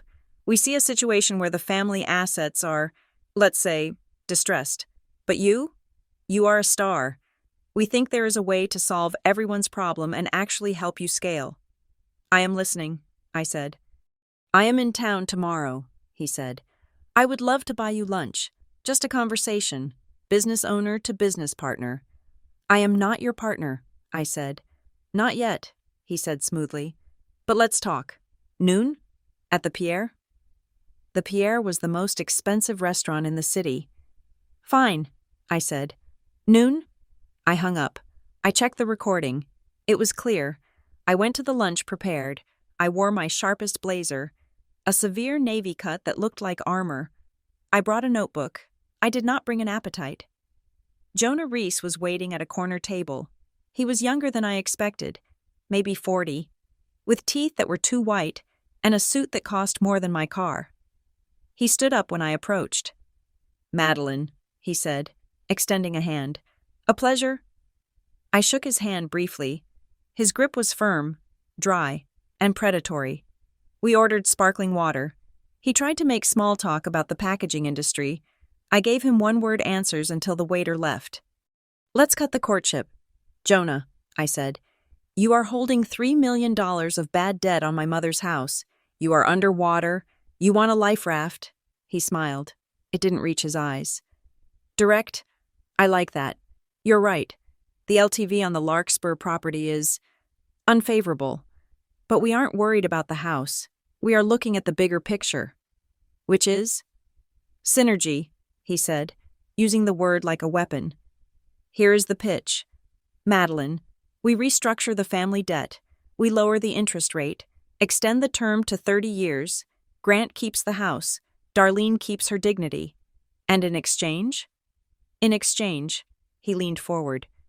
We simply ask that you appoint Darlene Coleman as a senior consultant to Coleman and Pine. I stared at him. You want me to hire her? On paper, he said. She doesn't have to come in. She doesn't have to touch a box. We just need her listed as an officer with a salary. And we need the business to co-sign the restructuring agreement as a corporate guarantor. It is just a formality to satisfy our risk committee. We package the family liabilities. You get the tax write-off of the interest, and everyone wins. It was a trap so obvious it was insulting. So, I said slowly, you want me to pierce my own corporate veil. You want me to voluntarily link a solvent, compliant company to a toxic personal debt. You want to give Darlene a salary so you can garnish it, and you want a guarantee so that when she inevitably defaults again, you can seize my inventory. Jonah's smile tightened. You are looking at the downside. Look at the upside. We have capital. Madeline, Cormorant, could inject funds into your business. We could help you buy that new facility you are eyeing. We could be partners." "I don't partner with vultures," I said. The smile vanished. His face went hard and flat. "That is an unfortunate characterization," he said. "We are offering you a way to save your family." "My family made their choices," I said. "And I made mine. The answer is no. No job for Darlene. No guarantee. No partnership." "Madeline," Jonah said, his voice dropping an octave. "Think carefully. Coleman and Pine is doing well, but business is fragile. Reputation is fragile. It would be a shame if external factors started to impact your momentum." "Are you threatening my business?" I asked. "I am analyzing risk," he said. "The world is small. Lenders talk. Suppliers talk. If the Coleman name becomes synonymous with default, well, it spreads." I stood up. I picked up my purse. "I recorded this conversation. Jonah," I said. "In this state, that is legal. If anything happens to my reputation, or my supply chain, or my clients, I will send the audio file to the State Attorney General's office along with a formal complaint for extortion." Jonah didn't flinch, but his eyes narrowed. "Enjoy your lunch, Ms. Coleman." I walked out. I felt invincible. I had stared down the wolf and he had blinked. I was wrong. He hadn't blinked. He had just signaled the pack. I got back to the studio at 2:00. Tessa was waiting for me at the door. She looked pale. "What is it?" I asked. "It is Regional Fresh," she said. "They were our second largest client, a grocery chain in the tri-state area. They just called accounting.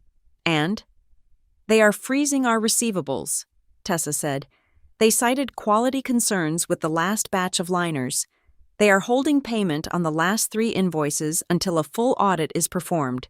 Madeline, that is $40,000. We need that for payroll on Friday." "There are no quality concerns," I said. "That batch was perfect. I checked it myself." "I know," Tessa said. "But they are citing a credible report from an industry watchdog. Cormorant. They didn't have to sue me. They just had to whisper. Jonah Reese had friends. He had made a phone call. He was choking my cash flow. I went into my office and slammed the door. I pulled up the bank accounts, with the Regional Fresh payment frozen, and the cash outlay for the Verde Vibe ramp-up. We were dangerously low. If I missed payroll, the word would get out. My staff would panic. Verde Vibe would hear about it during their diligence check. It was a squeeze play. Jonah was betting I would panic. He was betting I would call him back and say, "Okay, I will sign. Just release the pressure." He didn't know me. I picked up the phone. I didn't call Jonah. I called Stan, the branch manager at First National Bank, the boring, local bank where I had moved my operating account. "Stan," I said, "it is Madeline Coleman." "Hi, Madeline," Stan said. "How are things?" "Growing pains," I said. "Listen, I need to trigger that line of credit we discussed, the revolving one, 50,000. "Sure," Stan said. "The paperwork is all set. You have the receivables to back it up. I can have it in your account by tomorrow morning." "Make it happen," I said. "And Stan, I need a letter of good standing. Today." "No problem." I hung up. My hands were shaking, but not from fear, from adrenaline. I had just leveraged my own clean history to bypass their trap. I would pay the interest on the line of credit. It would hurt, but it was my debt. It was clean debt. I sent a text to Tessa. "Payroll is covered. Ignore the audit threat. We proceed as normal. I will handle Regional Fresh." Then I sat back and looked at the recording device on my desk. Jonah Reese had fired a shot. He had missed, but now I knew his range. He wasn't just coming for the money. He was coming for the credibility. He wanted to make me look like them, messy, desperate, unbankable. I wouldn't let him. I opened my laptop and started drafting a new document. It wasn't a proposal for Darlene. It was a disclosure statement for Verde Vibe. I was going to tell them everything. Before Jonah could whisper, I was going to shout. I was going to tell them about the family dispute, the predatory lender, and the attempted extortion. I was going to frame it not as a liability, but as a testament to my integrity. I am fighting a war to keep my supply chain clean. I typed, and I am winning. I hit save. The best way to fight a shadow is to turn on a floodlight. Jonah Reese and Cormorant Capital wanted to operate in the dark, using whispers and frozen invoices to squeeze me into submission. They wanted me to feel isolated, like a frightened daughter hiding in a warehouse. So, I decided to become too bright to ignore. 2 days after I secured the line of credit to save my payroll, I hosted a press conference. I didn't hold it at a hotel or a rented hall. I held it right on the floor of the studio, with the hum of the machines running in the background and pallets of our new composite board stacked like gold bars behind me. I invited the local business journal, the regional news affiliate, and a representative from the Green Future Alliance, a respected national nonprofit. Standing next to me was Elias, the gruff manufacturer from Norhaven, looking uncomfortable in a clean flannel shirt. Coleman and Pine is proud to announce a strategic manufacturing partnership with Vance Fabrication, I said into the microphone, my voice steady. Together, we are launching the first fully domestic, 100% sustainable packaging supply chain in the Pacific Northwest, and to ensure our commitment to transparency, we are entering into a compliance audit partnership with the Green Future Alliance. Cameras clicked. It wasn't a celebrity scandal, but in the business world, it was news. It was a declaration of stability. By publicly tying my company to a nonprofit known for rigorous ethical standards, I was building a fortress of credibility. If Cormorant Capital tried to whisper that I was risky now, they would be contradicting a third-party auditor. I fielded questions about supply chains and carbon footprints. I smiled. I looked like the future of Briar Glen business. For a moment, I felt untouchable. Then the side door opened. It wasn't a reporter. It was Aunt Janice. Behind her was my cousin Rick, looking sheepish, and behind him, wearing a coat that looked like it cost more than Elias's entire machine shop, was Darlene. The room went quiet. My staff stopped working. The reporters turned their heads. Darlene wasn't smiling. She looked tragic. She had perfected the look of the long-suffering matriarch, shoulders slumped, a handkerchief clutched in her hand, eyes wide and glistening. "Madeline!" Aunt Janice boomed, her voice carrying over the sound of the conveyor belts. "We need to speak with you. Now." "I am in the middle of a press event," I said, my hand tightening on the podium. "You can wait in the lobby." "We are not waiting in the lobby," Darlene said, her voice trembling just enough to sound heartbreaking. "We are family. Madeline, we are hurting, and you are standing here, playing CEO while your brother faces ruin." A reporter near the front raised an eyebrow and lifted his recording device higher. This was the play. If she couldn't coerce me in private, she would shame me in public. She would paint me as the cold, successful sister who abandoned her family to poverty. I stepped out from behind the podium. I didn't shout. I didn't cry. I walked toward them with a calm that felt like ice water in my veins. "Tessa," I said, not looking away from Darlene. "Please escort the press to the break room for refreshments. Elias, keep the line running." I stopped 3 feet from my mother. "You have 30 seconds to leave," I said softly. "We are having an intervention," Aunt Janice said. Stepping forward, she smelled of hairspray and self-righteousness. "Darlene told us everything. How you refused to sign the papers, how you are letting the bank take the house. It is cruel. Madeline, your father would be ashamed." "My father is dead," I said. "And the bank isn't taking the house because of me. The bank is taking the house because Darlene borrowed money she couldn't pay back." "She did it for the family," Rick piped up. "She was trying to build equity." "She was gambling," I said. "And now she wants me to cover her losses with my company. That isn't happening. Get out." "Madeline, please," Darlene sobbed. She actually reached out to touch my face. "I know you are angry, but Grant, he is not built for this stress. He is fragile. You are the strong one. You have always been the strong one. Why can't you just carry us a little further?" The reporters were gone, but my staff was watching, my production team, my designers. The people who relied on me for their paychecks. They were watching to see if I was a leader or a daughter. I am not a pack mule. Darlene, I said loud enough for the room to hear. I am a business owner. This is a place of work. You are trespassing.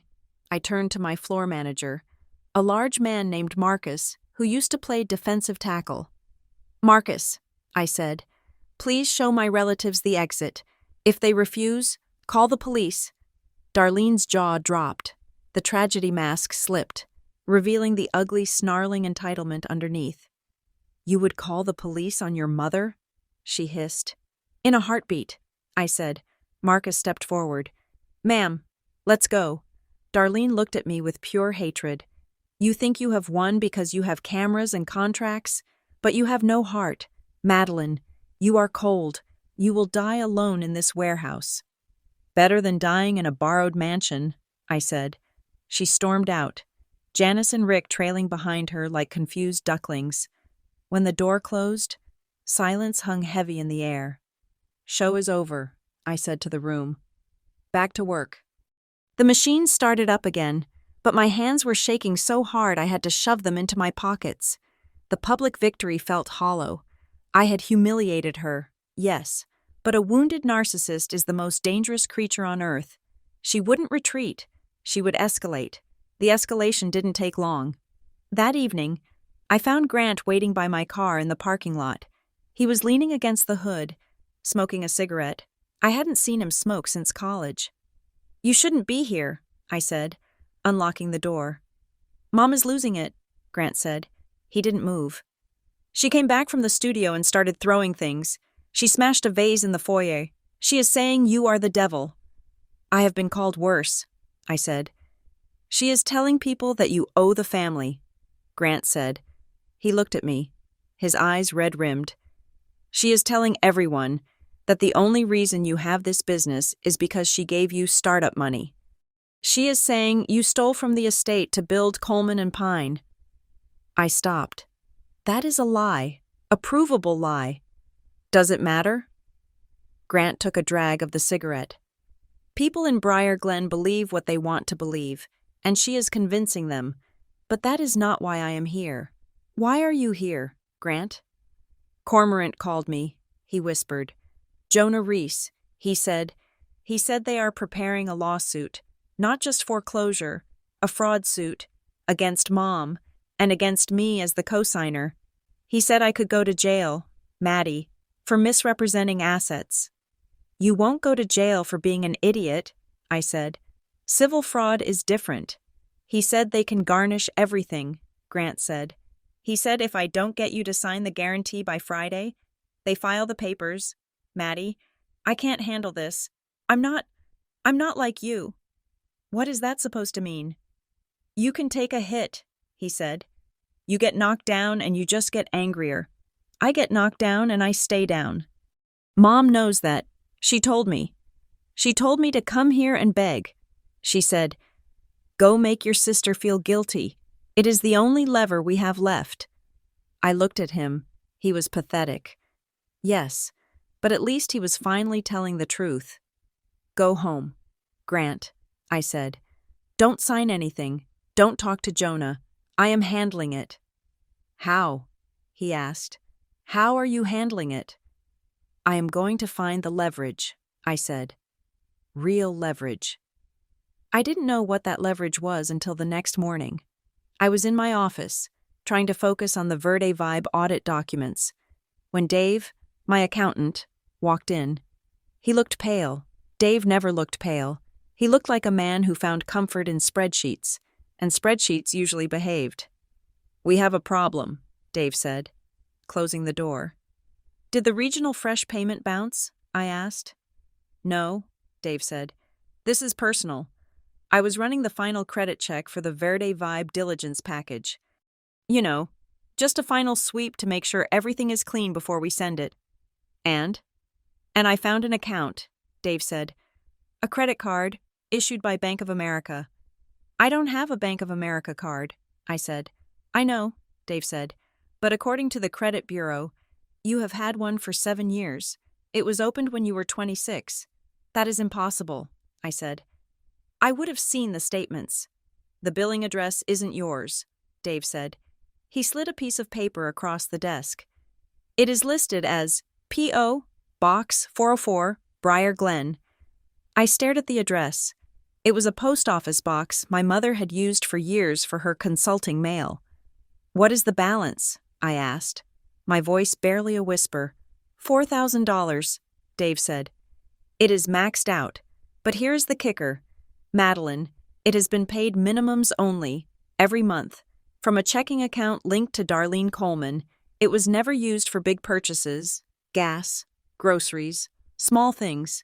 It looks like an emergency fund. She opened a credit card in my name, I said.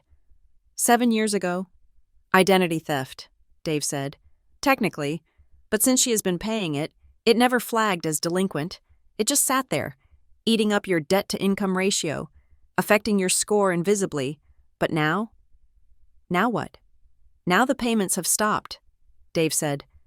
The last 2 months are delinquent. It is about to go to collections. If Verde Vibe sees a collection action on your personal credit report during the audit, they walk, I finished. They see me as financially unstable. I sat back in my chair. The room spun. It wasn't just the mansion. It wasn't just the pressure to sign. For 7 years, while I was building my life, eating ramen, saving every penny, Darlene had been carrying a secret credit card in my name, using my identity as a backup parachute. She had stolen my name before I had even made a name for myself. This is it, I said. This is the smoking gun. Madeline, Dave said seriously, this is a felony. If you report this, she goes to prison, or at least faces serious charges. She nearly cost me everything, I said. She doesn't get to walk away from this. I didn't call the police. Not yet. I called Elise. Get her in a room, I told Elise, and bring a notary. We met in Elise's conference room at 4 o'clock. Darlene arrived alone this time. She looked wary, like a feral cat entering a cage because it smelled food. She probably thought I was finally going to sign the guarantee. She sat down, smoothing her skirt. Well, did you come to your senses? I didn't speak. I slid the credit report across the polished wood table. Darlene looked at it. She squinted. Then she froze. Explain, I said. She looked up. Her eyes darted to Elise, then back to me. I don't know what this is, she said. Don't lie, I said. We traced the payments. They came from your personal checking account. You opened a card in my name 7 years ago. You forged my signature. Darlene sat back. She crossed her arms. The fear was there, but she buried it under a layer of defiance. It was for emergencies, she said. You were young. You didn't have any credit. I did it to help you build a score, and I kept it just in case the family needed a bridge. You committed fraud, Elise said, her voice sharp. Federal fraud, and now you have stopped paying it, and it is tanking Madeline's credit right before a major corporate audit. I stopped paying because I have no money, Darlene shouted, because my ungrateful daughter won't help me refinance the house. If you had just signed the deal with Cormorant, I could have paid this off. It is your fault. I stared at her. The logic was twisted into a Mobius strip of narcissism. She stole my identity, and it was my fault because I wouldn't help her cover up the theft of her own life. You always landed on your feet, Darlene muttered, looking away. I knew you wouldn't notice. You are so capable. I needed it more than you. That is your defense? I asked. That I am capable? So I deserve to be used? I did what I had to do to keep this family afloat. Darlene slammed her hand on the table. You don't understand the pressure. Madeline, keeping up appearances, it is a full-time job. You are fired, I said. I looked at Elise. Elise nodded. Here are your options. Darlene, Elise said. Option A. Madeline files a police report today. We provide the evidence to the district attorney. You will be charged with identity theft and fraud. You will go to jail. The scandal will be public. Everyone in Briar Glen will know. Darlene paled. Her mouth opened. but no sound came out. Option B, Elise continued. Madeline sues you in civil court. We garnish Grant's wages. We take whatever equity is left in the mansion. We destroy you slowly. Us, I said, leaning forward. Option C, Darlene looked at me, hope and terror warring in her face. What is option C? I handle Cormorant, I said. I will negotiate with them. I will try to save Grant from bankruptcy, but in exchange, you sign this? I pushed a document toward her. What is it? She whispered. It is a sworn affidavit, I said. Admitting that you opened the account without my knowledge. Admitting that the debt is yours. Admitting that you solicited my business for the Cormorant loan fraudulently. If I sign this, you can send me to jail anytime you want, she said. Exactly, I said. It is insurance, but there is another clause. Read paragraph 4. She looked down. Darlene Coleman agrees to permanently sever all financial and professional ties with Madeline Coleman and Coleman Pine Studio. She agrees to vacate the property at Larkspur Ridge immediately upon sale and resign as manager of the family LLC. You are exiling me, she said, tears streaming down her face. You are kicking me out of my own family. I am cutting out the tumor, I said. Sign it, Darlene, or I call the police right now. She looked at the paper. She looked at me. She saw no love in my eyes, only a reflection of her own ruthless survival instinct. She picked up the pen. Her hand shook, but she signed. Elise stamped it. The notary stamped it. Get out, I said. Darlene stood up. She looked small. You think you won, she whispered, but you are just like me now, cold. No, I said. I pay my own bills. She left. I had the affidavit. I had the leverage. I could clear my credit report with Verde Vibe by showing them the fraud was external. I was safe, but the war wasn't over. I still had to deal with the wolf at the door. The next day, Jonah Reese played his ace. I received an email from him at 10 a.m. Subject: Resolution Proposal. I opened it. It was short. Madeline, we are preparing to file suit against Grant Coleman for the full deficiency of the Larkspur asset. However, we are willing to offer a complete release of liability for Grant, wiping his slate clean, if you agree to sign a limited personal guarantee for 50% of the debt, secured by your equity in Coleman Pine. Think of it as a trade, his freedom for your cooperation. It is the noble thing to do. I stared at the screen. He knew. He knew I had neutralized Darlene, but he knew I still had a soft spot for Grant. He was weaponizing my empathy. He was framing it as a hero moment. Save your brother. Sacrifice yourself. It was the story I had been told my whole life. Be the strong one. Fix the mess. If I signed, Grant walked free. He could start over, but I would be shackled to a predatory lender for 10 years. My business would be tainted. If I refused, Grant was ruined. I printed the email. I put it in a folder. I walked out to the production floor. I picked up a box made of the new composite material. It was strong. It was resilient. It could take a beating and hold its shape. I wasn't going to sign. I wasn't going to sacrifice my life to clean up their mess. That was the old Madeline. The new Madeline was going to burn the whole corrupt system down. I went back to my office and called Elise. Prepare the package, I said. Everything. The recording of Jonah threatening me. The affidavit from Darlene proving the initial application was fraud. The evidence of the dormant credit account. The emails. What are we doing? Elise asked. We are not negotiating, I said. We are going to the meeting tomorrow, and we are going to tell Jonah Reese that if he files a single paper against Grant, I will hand this entire file to the State Banking Commission and the press. That is nuclear, Elise said. If you do that, Cormorant will fight back. They will try to destroy you. Let them try, I said. I have the truth. And for the first time in this family's history, the truth is louder than the lie. I hung up. I spent the night organizing the evidence. I labeled every exhibit. I highlighted the dates. I built a timeline of coercion that was undeniable. At midnight, my phone buzzed. It was a text from Grant. Mom is packing. She says she is moving to a condo. She won't talk to me. Maddie, did you fix it? I looked at the text. I am fixing it. I typed back, but not the way you think. I turned off the phone. Tomorrow, I would walk into a room with a shark, a narcissist, and a fool. And I would be the only one holding a harpoon. The conference room at Elise Marrow's law firm was designed to be neutral.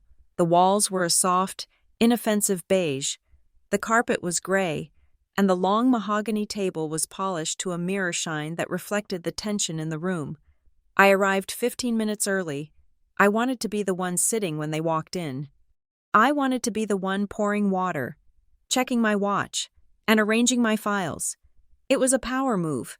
Petty, perhaps, but necessary. I was no longer the daughter waiting for approval. I was the CEO waiting for a negotiation. Elise sat next to me. She wore a charcoal suit and an expression of bored lethargy that I knew masked a shark-like attentiveness. "Remember?" Elise murmured as she opened her laptop. "You don't have to say much. The paper speaks for itself. If you feel emotional, look at me." "I don't feel emotional," I said, and it was true. The grief had burned off days ago, leaving only a cold, hard clarity. I looked at the empty chairs opposite us. I wasn't here to save my family. I was here to amputate the limb to save the body. At 2:00 exactly, the door opened. Jonah Reese walked in first. He looked less polished than he had at lunch. His tie was slightly askew, and there was a tightness around his eyes that suggested his bosses at Cormorant Capital were asking why he hadn't closed the deal yet. Behind him came Darlene. She was wearing sunglasses indoors. When she took them off, I saw why. Her eyes were swollen, the skin beneath them purple with exhaustion. She looked at me with a mix of pleading and hatred, a toxic cocktail I had been drinking my whole life. Grant came last. He looked like a ghost. He was unshaven, wearing a wrinkled button-down shirt, and he slumped into the chair furthest from the head of the table. He didn't look at me. He stared at the grain of the wood table as if it contained the secrets of the universe. "Let us begin," Jonah said, placing a leather portfolio on the table. He didn't sit. He stood, looming over us, trying to dominate the space. "We are all busy people. The deadline for the filing against Mr. Coleman is tomorrow at 5:00. We are here to finalize the restructuring agreement." He slid a document toward me. It was thick, bound in blue paper. "This is the release," Jonah said. "As discussed, Madeline, you sign as guarantor for 50% of the outstanding deficiency. In exchange, we release Grant from his personal liability completely. Darlene remains on the title, but the loan is re-amortized over 30 years. It is a clean solution. It saves the house. It saves your brother." I didn't touch the document. I didn't even look at it. "Sit down. Mr. Reese?" I said. Jonah paused. He flashed a tight, condescending smile. "Madeline, I understand this is difficult, but the clock is ticking. If we don't have a signature today, my legal team files the fraud suit. The family devastation will be total." I said, "Sit down," I repeated. My voice didn't rise. It just hardened. Jonah's smile vanished. He pulled out a chair and sat. "We are not here to sign your agreement," I said. "We are here to present our own." I reached into my bag and pulled out a white binder. It was 3 inches thick. I slid it across the table. It made a heavy, decisive thud. "What is this?" Jonah asked, eyeing it suspiciously. "That," Elise said, speaking for the first time, "is a discovery packet. It contains a timeline of every interaction between Cormorant Capital and the Coleman family." Jonah flipped it open. "Tab 1, I said. "A transcript of our lunch meeting at the Pierre, where you explicitly threatened to use your influence to disrupt my supply chain and damage my reputation if I did not sign a financial guarantee. In this state, that meets the statutory definition of extortion." Jonah's face went rigid. "That was a privileged business conversation." "It was a crime," I said. "Tab 2, an affidavit signed by Darlene Coleman, admitting that she listed Coleman and Pine Studio as a subsidiary on her initial loan application without my knowledge or consent. That constitutes bank fraud on her part, but it also proves that your firm failed to conduct basic due diligence. You lent money based on a lie you didn't bother to check. Darlene made a small, whimpering sound. She was gripping her purse so hard her knuckles were white. Tab 3, I continued. A credit report showing a dormant account opened in my name by Darlene Coleman 7 years ago. Payments for which were made from her personal checking account. This establishes a pattern of identity theft and financial abuse within the family, which frames the current situation not as a family restructuring, but as a continuation of predatory behavior. I leaned forward. And tab 4, I said, a list of every state and federal regulatory body Elise is prepared to send this binder to if you file a single motion against my brother. Jonah closed the binder. He looked at me, and for the first time, I saw genuine respect. It was the respect a predator feels for something that bites back. You are playing a dangerous game, Ms. Coleman, Jonah said quietly. You think a binder scares us? We have lawyers who eat affidavits for breakfast, and I have a brother who has nothing left to lose, I said. If you sue him, he goes bankrupt. You get nothing. But if I file this complaint, you get an investigation. You get bad press. You get the Attorney General looking at your entire portfolio of distressed family loans. Jonah was silent. He knew the math. A bankrupt grant was worth zero. A regulatory probe could cost millions. What do you want? Jonah asked. Elise slid a single sheet of paper across the table. Terms of settlement, Elise said. 1. Cormorant Capital agrees to a short sale of the property at 404 Larkspur Lane. You take the proceeds of the sale as full satisfaction of the debt. The house is under water, Jonah snapped. A sale won't cover the loan. 2, Elise continued, ignoring him. You write off the deficiency. Grant Coleman is released from his guarantee with no tax penalty. Darlene Coleman surrenders the property within 30 days. And 3, I added, you sign a non-disparagement agreement regarding Coleman and Pine. If I hear a whisper, a single whisper, from a vendor or a client that traces back to you, the deal is void, and I send the binder. Jonah laughed. It was a harsh, barking sound. You want us to take $1 million bath? Why would we do that? Because if you don't, I said, I will make sure every other potential victim in the state knows exactly how Cormorant Capital operates. Jonah looked at the binder again. He was calculating. But before he could answer, Darlene slammed her hand on the table. No! She screamed. Everyone jumped. Darlene stood up, her chair scraping violently against the floor. You can't sell the house, she shouted, pointing a trembling finger at me. I won't allow it. It is my house. I am Darlene Coleman. I live in Larkspur Ridge. Mom, sit down, Grant mumbled, his head in his hands. Shut up, Grant. She turned on him. I did this for you. And you, she spun back to me. You are trying to humiliate me. You want me to leave? Where will I go? Back to the condo? Back to being nobody? The house is gone, Darlene, I said calmly. It was never yours. It belongs to the bank. We are just negotiating the exit. I won't go, she cried. I will not be evicted. I have a standing in this community. I have the garden club next week. I have the gala. There is no gala, I shouted. My voice finally cracked the calm facade. There is no gala. Mom, there is no legacy. There is just debt. Why can't you see that? Darlene froze. She looked at me, her chest heaving, and then the mask dropped completely. Because I deserve it, she hissed. I deserve a beautiful life. I suffered.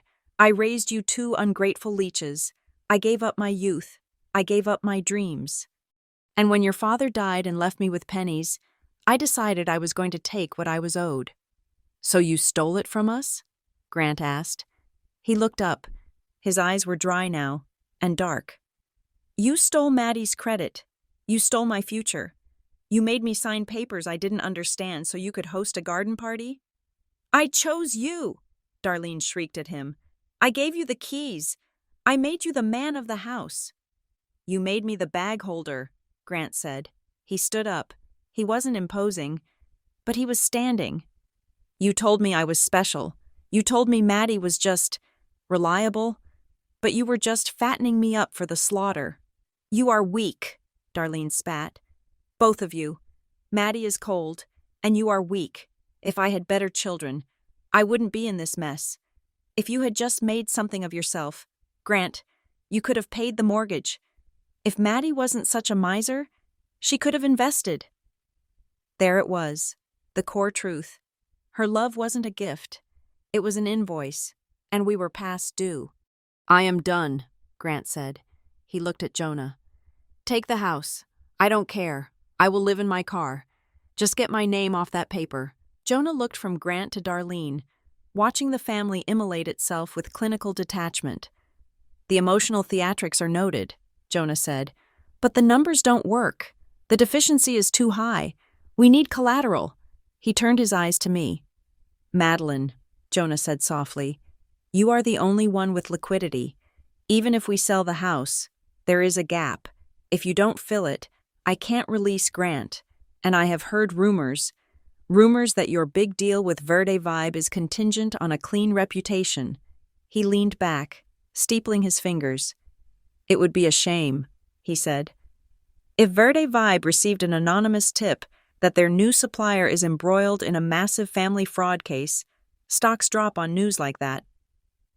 It was the final card, the threat I had feared most. I looked at Jonah. I smiled. It was a genuine smile this time. You should really check your email. Jonah, I said. He frowned. What?